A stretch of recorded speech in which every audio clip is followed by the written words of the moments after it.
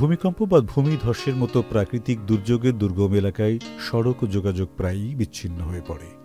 ফলে সেখানে ত্রাণ পৌঁছানো এবং উদ্ধার কাজ প্রায় অসম্ভব হয়ে দাঁড়ায়।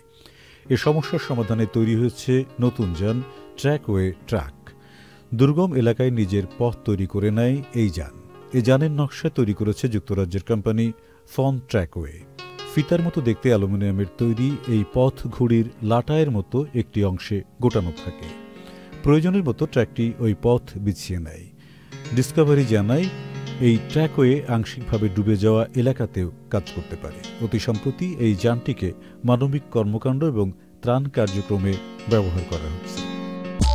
NRBC ব্যাংক, সুখবর প্রতিদিন।